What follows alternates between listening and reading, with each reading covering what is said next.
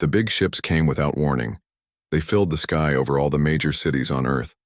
The ships had strange metal skin that seemed to swallow light instead of bouncing it back. All people on Earth stopped and looked up, not sure what to think. Susan Bradley was drinking coffee when her phone made a loud alarm noise. She worked for the Space Force. In minutes, she was in a car heading to the underground war room at the Pentagon. "What do we know?"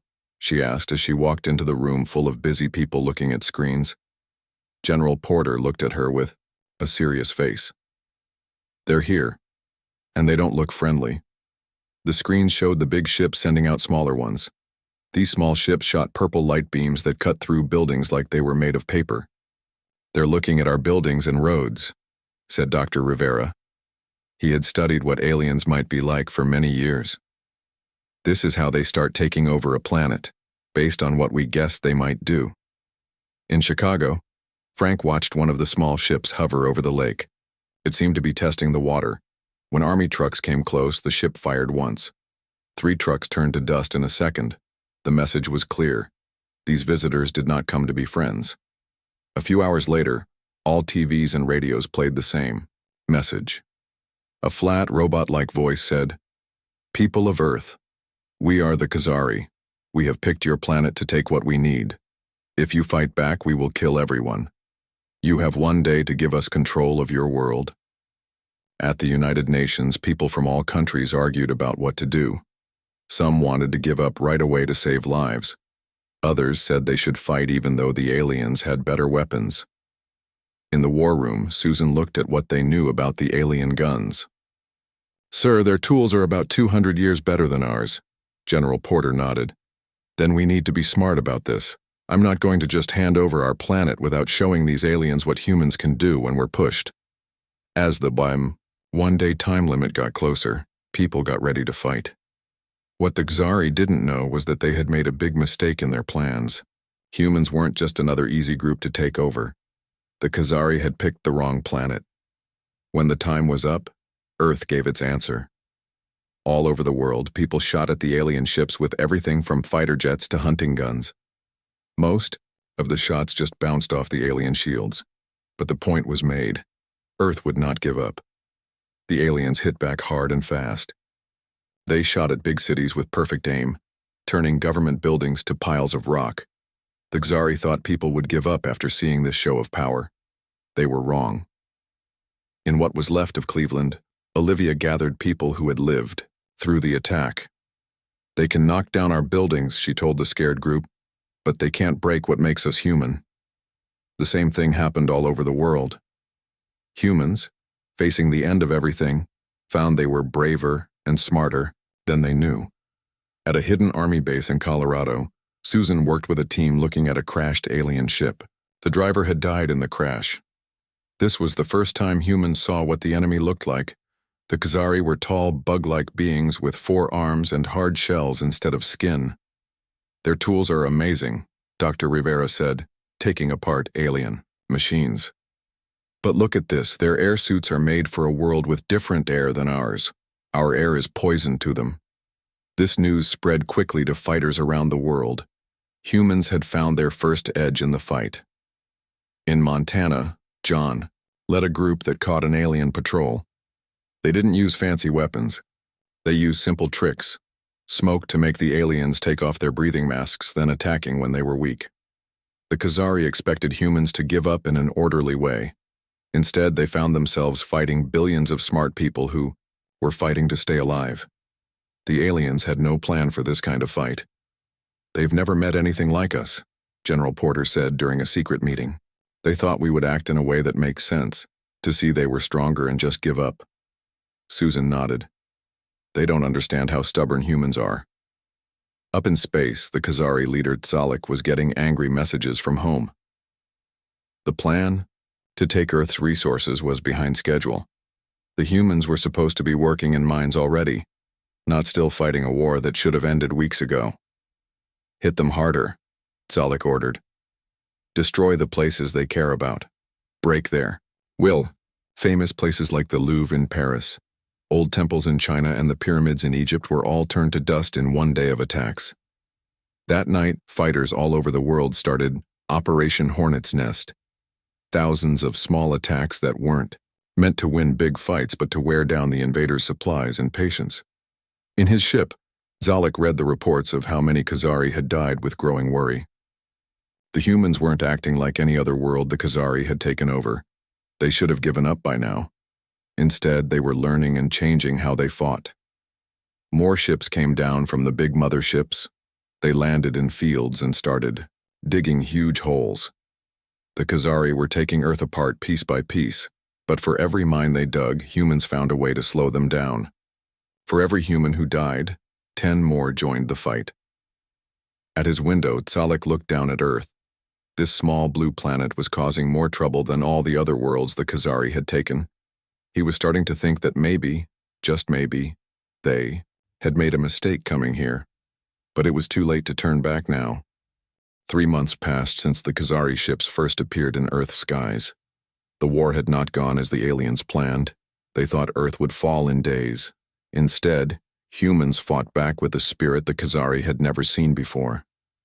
Susan worked day and night with Dr. Rivera in the underground base. They studied the pieces of alien technology they had captured. The more they learned, the more they understood the Khazari's weak points. Their suits are their biggest problem, Dr. Rivera said, looking through a microscope at alien material. They need special air to breathe. Our air hurts them. Susan nodded. That's why they stay in their ships or suits, but every suit can break. All over the world, humans shared what they learned about the enemy. They used old radios and hidden computer networks to pass information. The Khazari controlled the big cities, but the countryside belonged to the resistance. In a small town near what used to be Boston, Olivia ran a school for children during the day and a training camp for fighters at night.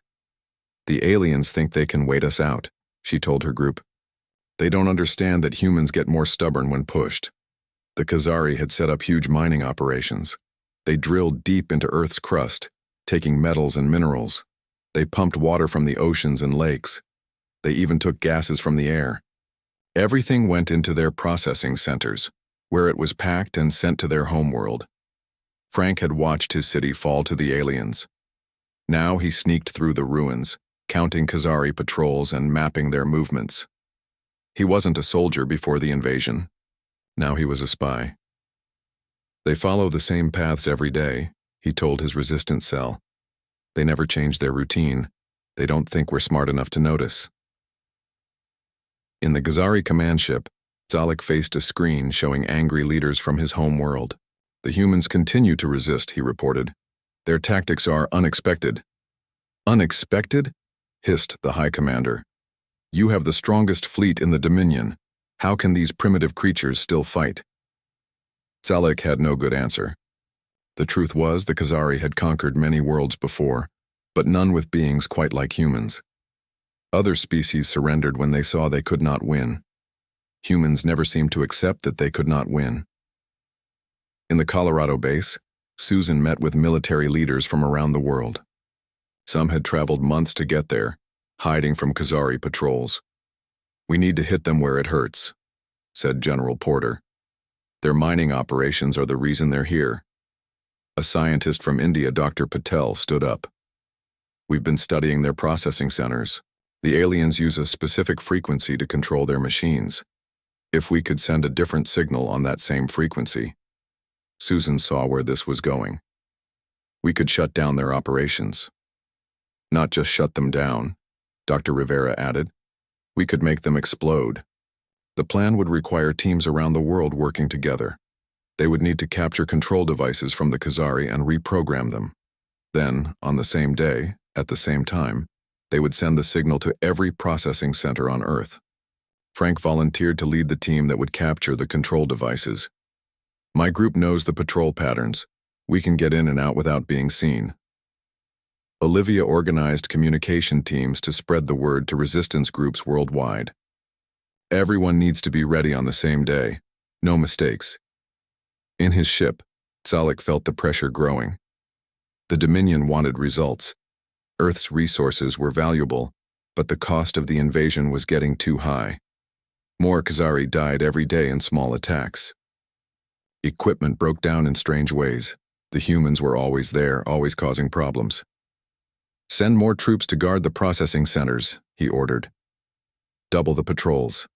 Find their leaders and eliminate them. But finding human leaders proved impossible. There was no single head to cut off. Each resistance group operated on its own, sharing information but making their own decisions. The day of the attack came. Around the world, humans were in position. Frank's team had succeeded in capturing the control devices. Dr. Patel and Dr. Rivera had reprogrammed them to send the destructive signal. Susan checked her watch. 3 minutes to go. Everyone ready? In New York, Tokyo, London, Rio, and dozens of other cities, resistance fighters waited near processing centers. The Khazari had increased security, but they couldn't watch everywhere. At exactly noon GMT, the signal went out. Across Earth, Khazari processing centers began to malfunction. Alarms blared. Aliens ran to check their equipment. Then the explosions started. Frank watched from a hill as the Boston Processing Center erupted in blue flame. "That's for Chicago," he whispered. In his command ship, Tzalek received urgent messages from every continent. Processing centers were being destroyed. Years of work, gone in minutes. "How is this possible?" he demanded. "How could they coordinate such an attack?" His science officer had no answer. The Khazari had underestimated human communication and cooperation abilities. They had not believed humans could work together on this scale without central command. Susan watched the satellite images as processing centers burned worldwide. For the first time since the invasion, she allowed herself to smile. "This isn't the end," she told General Porter, "but it's the beginning of the end." The Khazari would still be dangerous. They would still have ships and weapons, but now they knew this would not be an easy conquest. This would not be like the other worlds they had taken. In space, Tzalek made a difficult decision. He sent a message to the Dominion. "Request additional forces. Earth resistance stronger than anticipated. Current force insufficient. It would take months for reinforcements to arrive. In that time, the humans would only grow stronger, learn more, and cause more damage." For the first time, Tzalek considered, a thought that no Khazari commander had ever had before.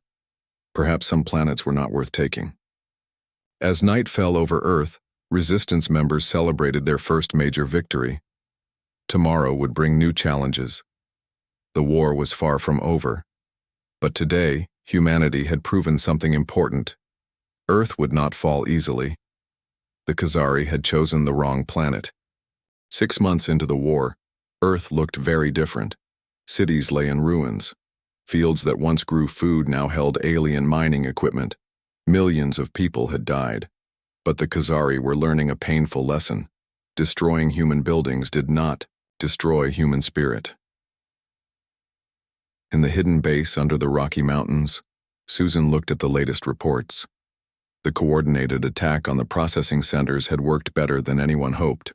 Over 60% of the Khazari mining operations were destroyed or damaged. "They're rebuilding but slowly," she told the War Council. "They're being more careful now. More guards. Better shields." General Porter nodded. "And our people report the Khazari called for help. They expect new ships in about 4 months."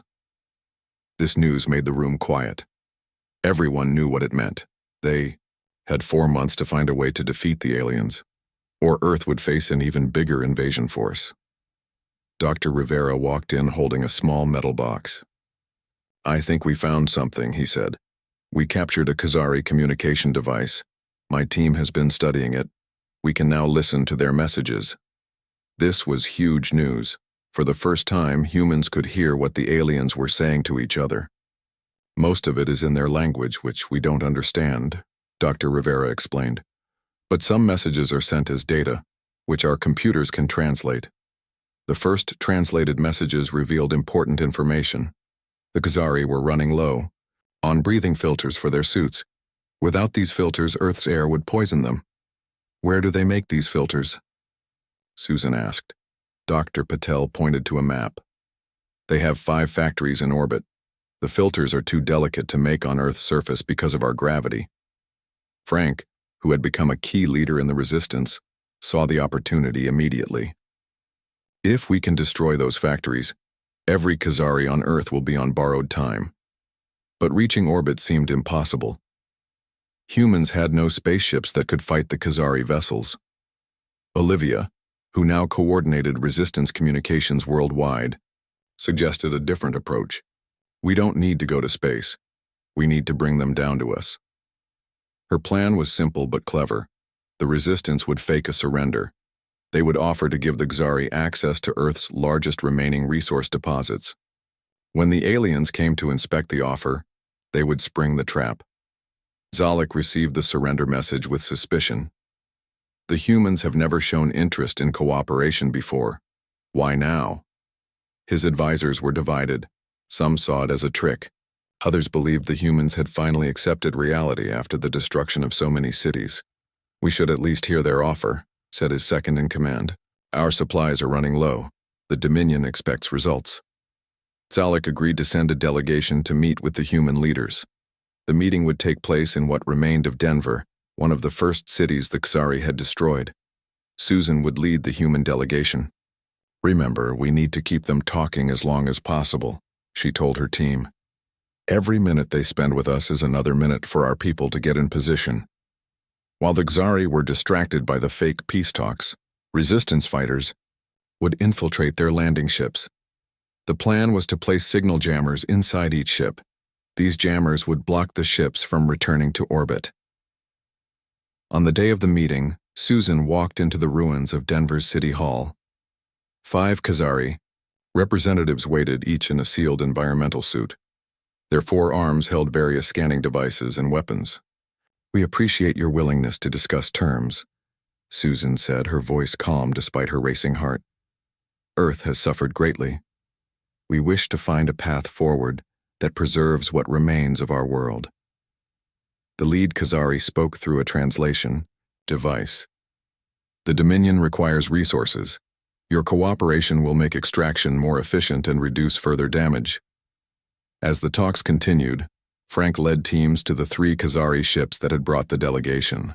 The aliens had left guards, but fewer than expected. They're getting overconfident, Frank whispered to his team. They think we're giving up. Using techniques they had perfected over months of fighting, the humans silently eliminated the guards. They placed the jammers deep inside the ship's control systems, then retreated without being detected. In the meeting room, Susan stalled as long as she could. We want assurances that human labor will be treated fairly in the mining operations, she said, knowing the Khazari had no interest in fairness. Her earpiece vibrated twice, the signal that the jammers were in place. It was time for the next phase. Before we continue, Susan said, we've prepared a demonstration of our cooperation. She pressed a button on the table. Throughout the remains of Denver, hidden speakers activated. They broadcast a specific frequency that Dr. Rivera had discovered, a sound that disrupted Khazari neural systems. The effect was like a human hearing a painfully loud noise, but much worse. The Khazari delegation collapsed, clutching at their helmets. When they recovered minutes later, they found themselves surrounded by armed humans. Your ships won't respond to calls for help, Susan told them. They won't fly back to orbit. You're stranded. In orbit, Zalek lost contact with his delegation. He sent ships to investigate, but they reported strange malfunctions when approaching Earth's surface. The jammers were affecting more than just the landing ships. The humans have found a way to disrupt our guidance systems, his technology officer reported. Any ship that gets too close to their atmosphere loses control. For the first time in the war, the Khazari faced a serious problem. They couldn't land more troops. The forces already on Earth were cut off from supplies, and in 4 months reinforcements would arrive expecting to find a conquered planet. Zalek made a difficult decision. Begin evacuation of all surface forces. We will maintain orbital position but cease ground operations until reinforcements arrive. Across Earth, humans watched as Khazari ships struggled to lift off. Many crashed. Others made it to orbit, overcrowded with troops. The aliens were retreating. From the surface, in the mountain base, celebrations began. They had won a major victory, but Susan, General Porter, and the other leaders knew the truth. This wasn't the end. The Khazari still controlled orbit. Reinforcements were still coming. We have 4 months, Susan told her team. 4 months to figure out how to fight them in space. The war was entering a new phase. Humans had proven they could defend their ground. Now they would have to reach beyond Earth if they wanted to truly save their planet. With the Xari forced back to orbit, humans had a brief chance to catch their breath. Cities began to rebuild. Farms started growing food again. But everyone knew this peace would not last. The alien ships still hung in the sky like dark stars, watching and waiting. Susan met with world leaders in the mountain base. On screens around the room, faces looked tired but determined. For the first time since the invasion, people from every nation worked together with one goal: survival. "We have 3 months until their reinforcements arrive," Susan said. "We need to be ready." The biggest problem was clear. Humans had won on the ground, but the Xari controlled space. If Earth wanted true freedom, they would need to fight beyond their own atmosphere. Dr. Rivera and Dr. Patel led the science team studying captured Xari technology. They had made progress understanding how the alien ships worked, but building something similar seemed impossible. "We don't have the materials or tools to make ships like theirs," Dr. Patel explained. "We need a different approach." Frank, who now led a global network of spies watching the Xari, brought important news. The aliens have 5 main ships in orbit. They're using the smallest one as a factory to make breathing filters. The other 4 are weapon platforms.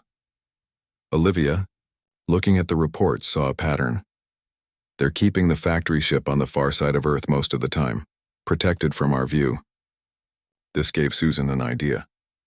What if we don't need to build our own ships? What if we could take one of theirs? The plan was bold. Earth still had rockets designed for satellites and space stations. They weren't weapons, but they could reach orbit. If a small team could board the factory ship when it was on the far side of Earth, away from the other Xari vessels, they might capture it. General Porter shook his head. It would be a suicide mission. Even if they reached the ship, how would they get inside? How would they take control? Dr. Rivera held up a small device. "We've been working on this. It's a universal key for Xari systems, and we've created breathing masks that will protect humans from the methane atmosphere inside their ships." The team would be small. Susan would lead, with Dr. Rivera to handle the technology. They needed pilots who could fly both human rockets and, hopefully, alien ships. And they needed soldiers. Frank volunteered immediately. "I've been studying how they move, how they fight. I know their weak points." Olivia would stay on Earth, coordinating from the ground. "Once you have the ship, bring it down to these coordinates," she said, pointing to a flat area in Australia's outback. "We'll be waiting." Training took precious weeks. The team learned to move in spacesuits. They practiced with copies of Xari controls. They studied every bit of information about the factory ship's likely layout. As the launch date approached, the Xari noticed the increased activity. Zalek watched Earth with growing concern. "They're planning something," he told his officers. "Increase patrols around their launch sites." The humans expected this. They prepared multiple rockets at sites around the world. All but one were decoys, designed to draw Xari attention. On launch day, rockets lifted off from Russia, China, America, and Brazil. The Xari ships moved to intercept them. But the real mission launched from a hidden site in South Africa when the factory ship was on the far side of Earth. Susan felt the crushing force of liftoff. The small rocket shook violently as it pushed through the atmosphere. In minutes, they were in the silence of space. Ahead, the curved edge of Earth. Beyond, their target. The factory ship was larger than they expected. It looked like a giant metal insect with long arms extending from a central body. The team approached from below where sensors were weakest. "No signs they've spotted us," Frank whispered, though in the vacuum of space only his teammates on the radio could hear. They reached the hull without being detected. Dr. Rivera used his device on an airlock. After 10 seconds, the door slid open. The team entered quickly, sealing the lock behind them. Inside, the air changed to a methane mix that would kill humans without their special masks. The gravity was lighter than Earth's. The corridors were tall and narrow, designed for the Long-limbed Xari. Life signs show 20 crew members, Dr. Rivera said, checking a scanner. Most are in the central section. The plan was to reach the control room without alerting the crew.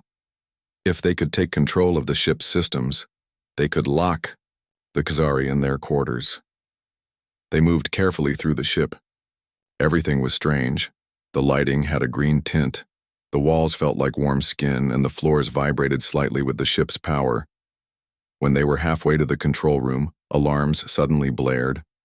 A voice spoke in the Xari language, harsh and clicking. "They've detected us," Dr. Rivera said, reading his scanner. 4 guards coming from ahead, 2 from behind. Frank readied his weapon, a sonic gun designed to disrupt Xari nervous systems. "Remember, aim for the joint between their head and body. That's their weak spot." The fight was quick but violent. The Xari were stronger than humans, but the sonic weapons gave Susan's team an advantage. Within minutes, the guards lay unconscious. Susan and the team reached the control room. 3 Xari officers turned in surprise as the humans burst in. Before they could react, Frank fired his weapon. The aliens collapsed, their limbs twitching. Dr. Rivera hurried to the main control panel. "I need 10 minutes to understand their navigation system." "Make it 5, Susan said, watching the scanner. "More guards are coming." With the control room secured, Dr. Rivera locked down the rest of the ship. The remaining Xari found themselves trapped in their quarters or workstations. "I think I can fly this thing," Dr. Rivera said after studying the controls. "It's not too different from the simulators we practiced on." Susan nodded. "Take us down." The ship moved slowly at first, then with more confidence as Dr. Rivera learned the controls. They began their descent toward Earth. In the command ship, Zalek received the alarming news.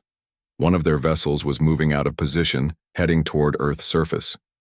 "Who authorized this?" he demanded. "No one, Commander. We've lost contact with the factory ship." Zalek realized what had happened. "Intercept them. Don't let them reach the surface." The other Xari ships moved to pursue, but the factory ship had too much of a head start. By the time they were in range to fire, the captured vessel was entering Earth's atmosphere. Dr. Rivera guided the ship down toward the Australian outback, where Olivia waited with a reception team. The landing was rough. The ship wasn't designed for Earth's gravity, but they made it. As Susan stepped out onto Earth's soil, she looked up at the sky. She could see the Xari ships as tiny dots of light. For the first time, humans had a ship that could reach them. The war was about to change again. Earth was no longer trapped on its own surface. Now they could take the fight to the enemy, and they had only 2 months before reinforcements arrived. The captured Xari ship became Earth's greatest treasure. Scientists from around the world came to the Australian outback to study it. They worked day and night, learning its secrets, figuring out how it worked. With each passing day, they understood more about the alien technology. Susan oversaw the operation. The ship was larger than 10 school buses put together. Its metal skin changed color in the sunlight. Inside, they found rooms filled with strange machines and computers. "We're making progress," Dr. Rivera told Susan 1 month after the capture. "We can now make the ship fly reliably, and we understand their weapons systems." But 1 month had passed. They only had 1 more before the Xari reinforcements would arrive. One ship, no matter how advanced, could not fight an entire alien fleet. Frank had been working with a team to understand the Xari communication systems. "We found something interesting," he told Susan. "The aliens send messages ahead to prepare for their arrivals. We intercepted a message about the reinforcement fleet. The news wasn't good. The reinforcements were bigger than they thought. 20 ships, each larger than anything the Xari currently had in Earth orbit. "We can't fight that many," General Porter said when he heard the news. "Not even with our captured ship." Olivia, who had been coordinating with resistance groups worldwide, suggested a different approach. "Maybe we don't need to fight them, maybe we can scare them away." Her idea was simple but clever. The Xari didn't know how many ships humans had captured. What if they made it look like Earth had taken over the entire Xari fleet? "We could create decoys," Dr. Patel suggested. "Large balloons painted to look like Xari ships from a distance. We position them around Earth. When the reinforcements arrive, they'll think they're outnumbered. It might work, but only if the deception was perfect. And there was another problem. Zalek and his ships still in orbit would know the truth. They would tell the reinforcements that the ships were fake. Unless we deal with the current fleet first, Susan said. They had one real Khazari ship. They needed to use it to disable or destroy the 4 remaining enemy vessels before the reinforcements arrived. Dr. Rivera had an idea. The factory ship has access codes to the other ships. They need these codes to deliver supplies. We could use them to get close, then upload a virus to their systems. Susan nodded. A Trojan horse. We pretend to be delivering supplies, but we're really delivering a computer virus. The plan took shape. The virus would target the Khazari life support systems. It wouldn't kill the aliens, but it would force them to retreat to their homeworld. Meanwhile, people around the world worked to build the decoy ships.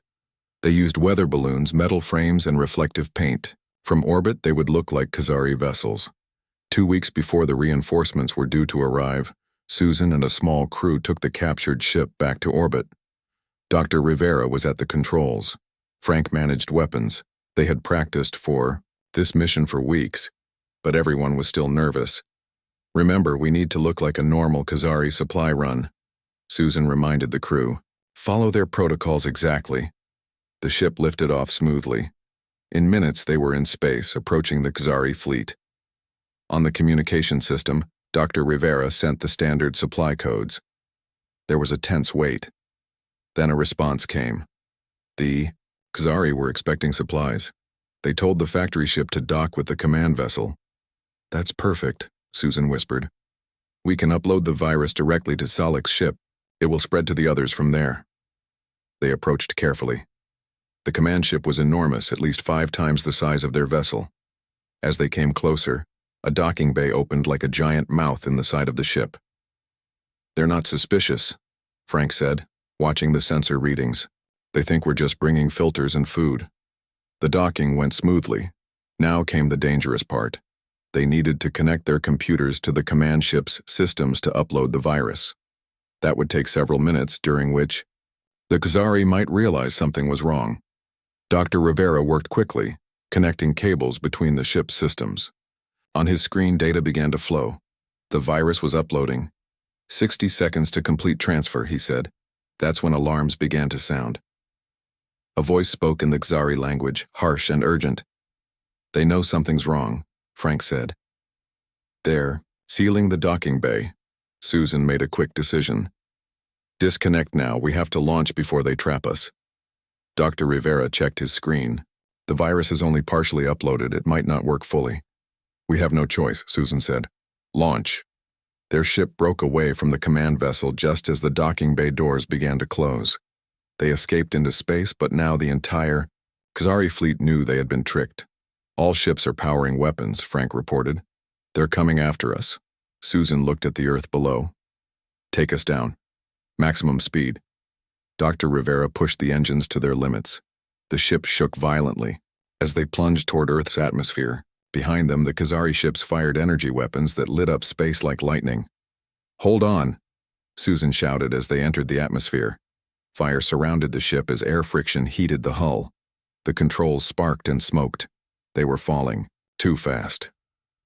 Dr. Rivera fought with the controls, trying to slow their descent. The Australian desert rushed up to meet them. The crash landing threw everyone against their restraints. Metal screamed as the ship plowed a long furrow in the red earth. When they finally stopped, silence fell. Everyone okay? Susan asked, unbuckling her harness. The crew had survived, but the ship was badly damaged. It would never fly again. Olivia met them at the crash site. Did it work? She asked. They wouldn't know until they saw what happened with the Khazari fleet. Hours passed as they watched the sky. Then reports came in from observers around the world. The alien ships were behaving strangely. They were moving erratically, as if their controls weren't working properly. 2 days later, they got their answer. The Khazari ships fired their engines and left Earth orbit. They were retreating. The virus had worked, at least partly. It had damaged their systems enough that they couldn't stay. Now Earth had 1 week before the reinforcements arrived. 1 week to position their decoy ships and prepare for the next battle. Susan looked at the stars. "We've won the first round," she said. "Now, we need to win the war."